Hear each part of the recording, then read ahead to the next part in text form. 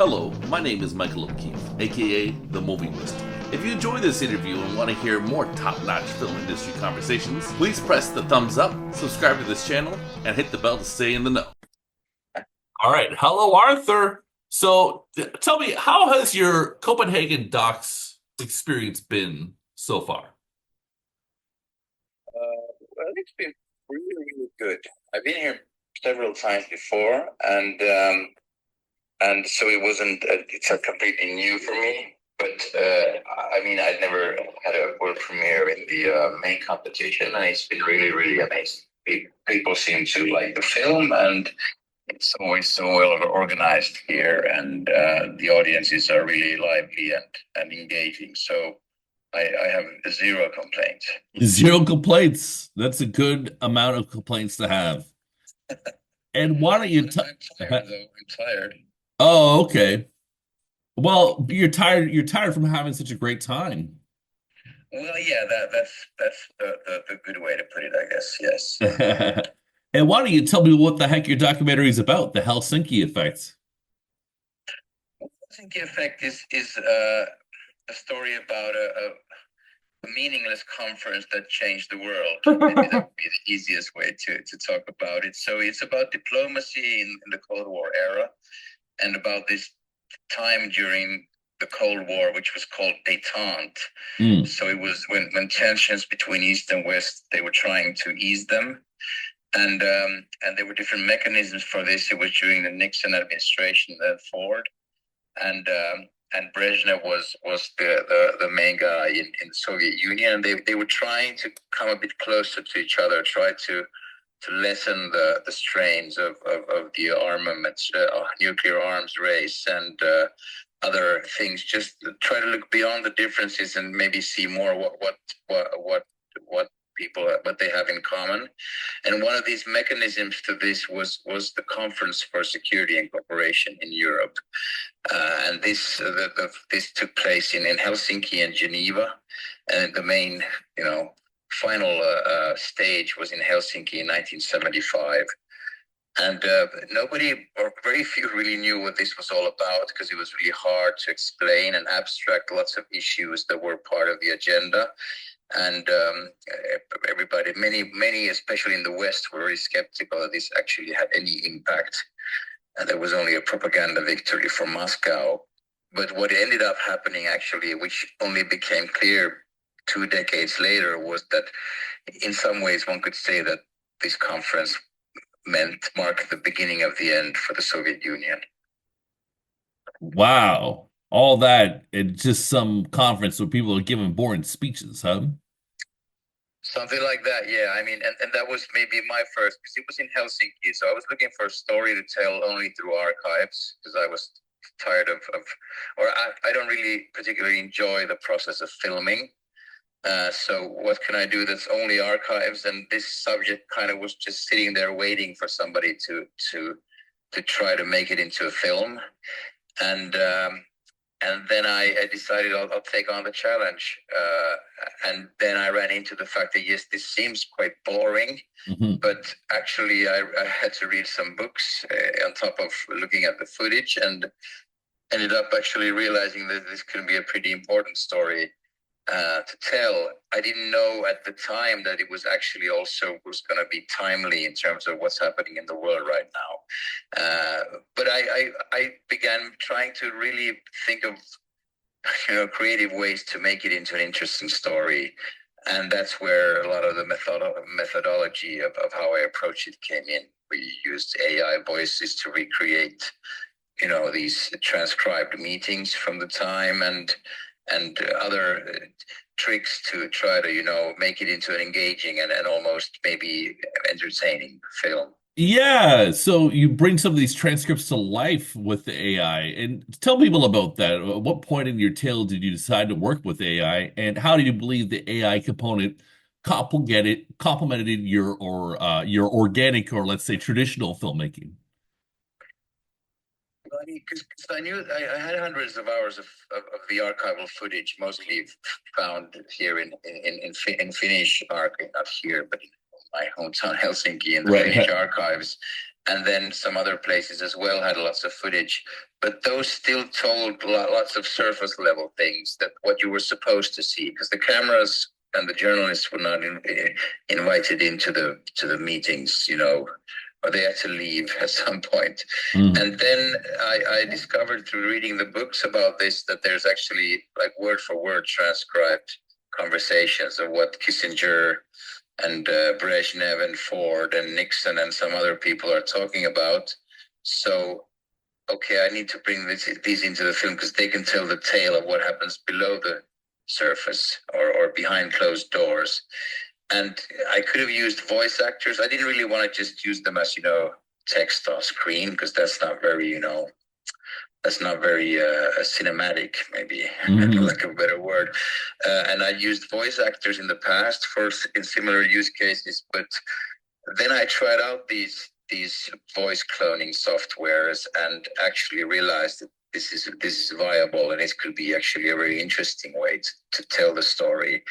So I started to lean into that. Then the other thing was, incorporating my own storyteller voice into the film, because I knew that I still needed some connective tissue or glue to, bring it all together. And then developing my character as the person who's looking at all this and trying to make sense of it. And maybe also doing that with a bit of, satirical or even sarcastic, point of view. And in the end, creating a story that maybe could replicate my journey of getting to know what happened and what it led to. Yeah, was that fun being a character and sort of interacting with history in a way? Final piece of the puzzle was because there were certain things I wasn't really sure how we were going to tackle them and how we were going to tell certain aspects of the story.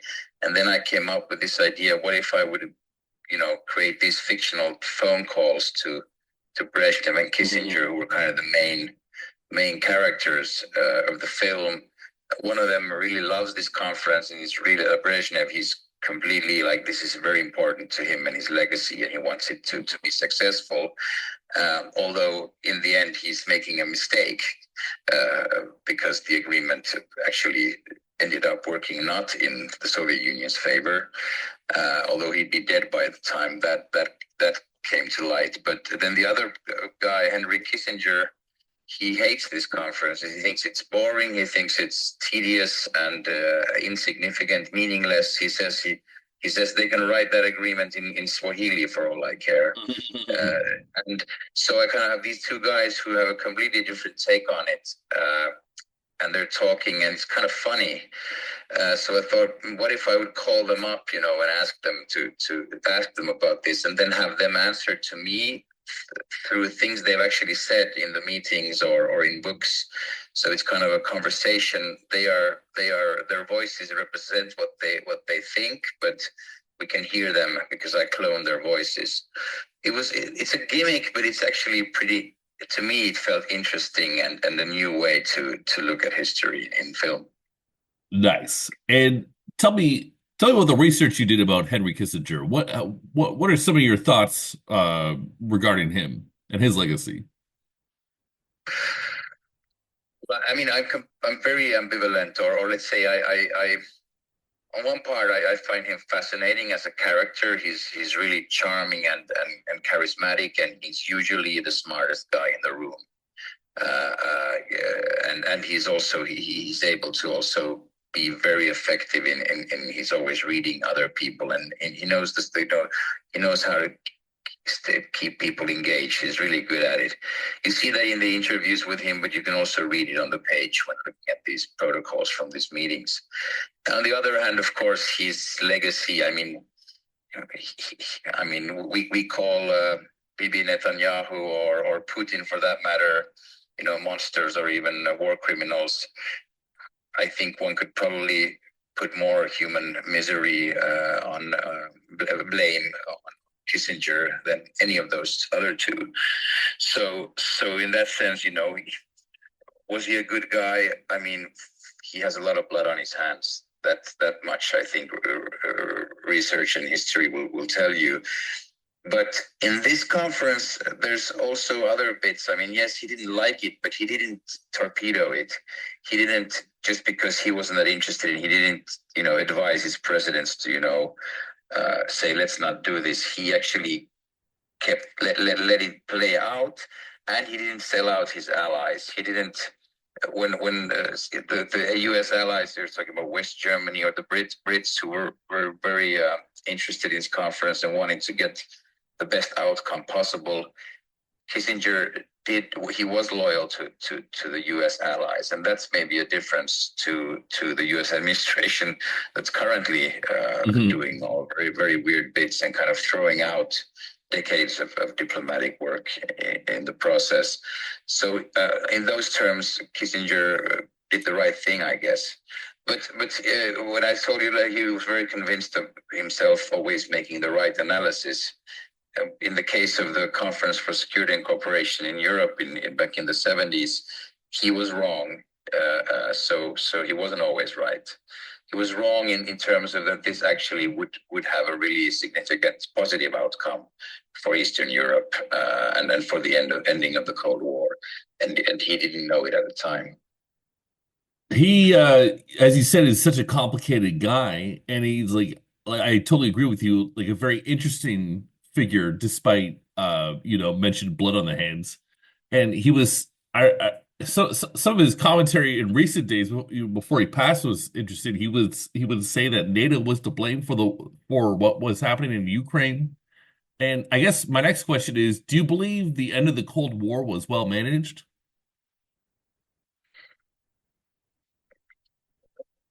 Kind of also answering that question would also mean I would have to kind of, define whose job it is to manage it, because it's very complex and lots of factors play into it.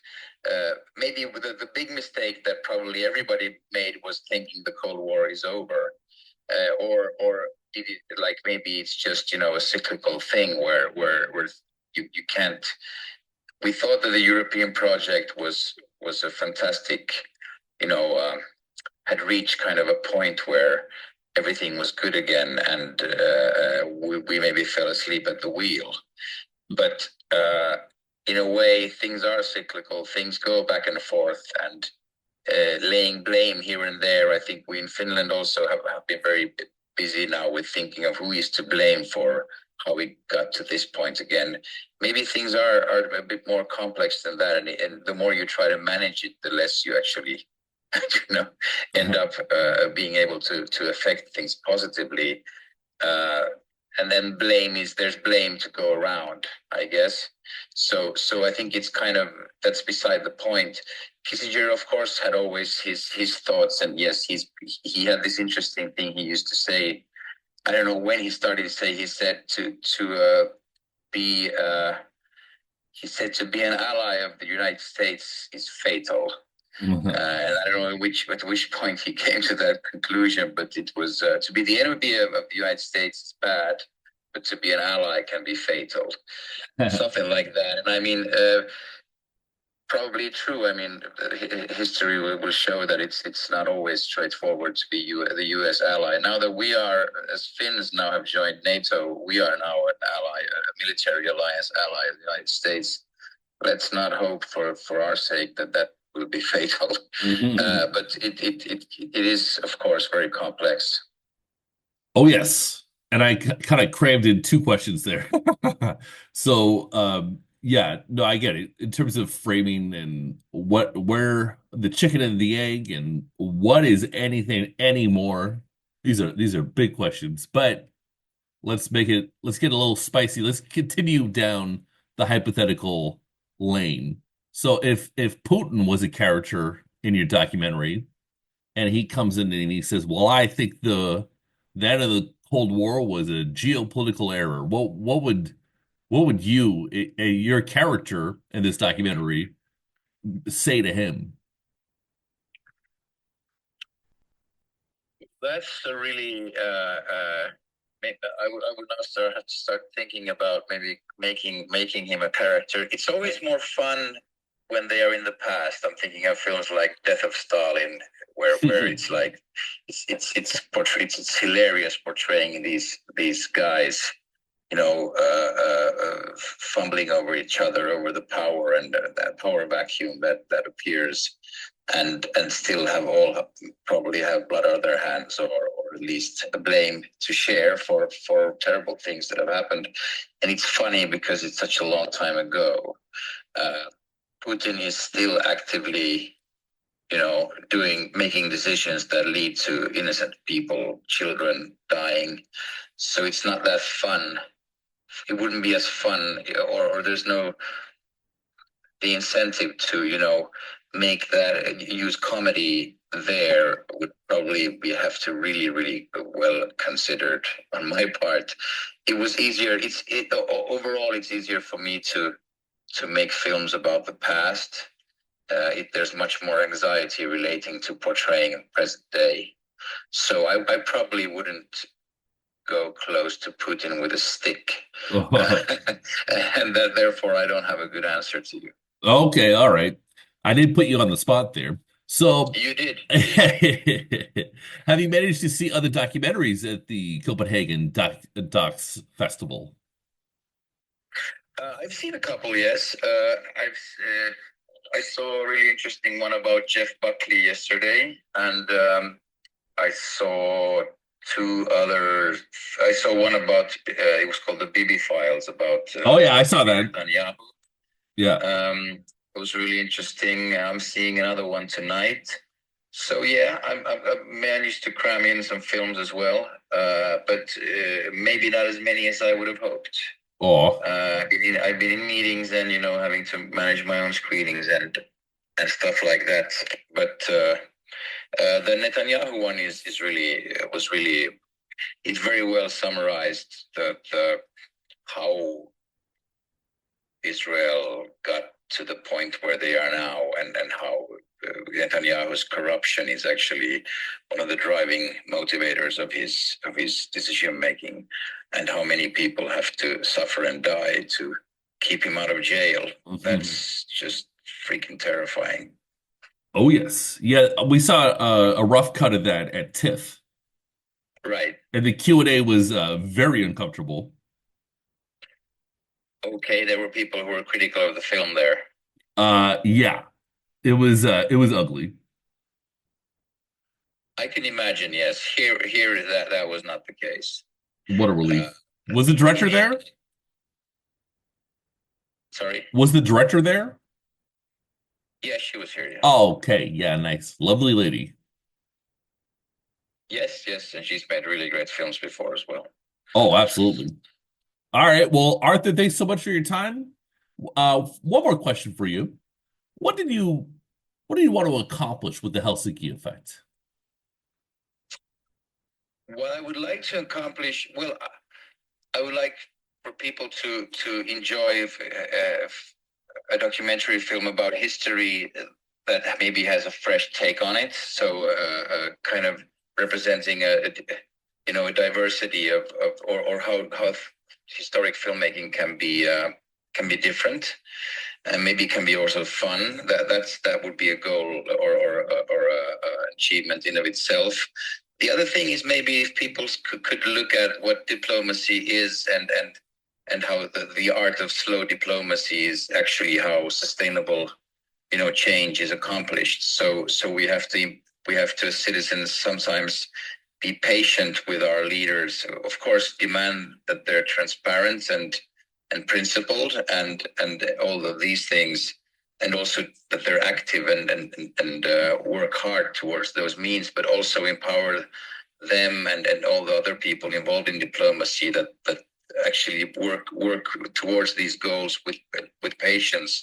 We don't always know in the moment where things are going to lead. I think the Helsinki Effect, the story that I'm telling, is actually a very good example of that. It took a decade and a half before the positive outcomes actually started to manifest.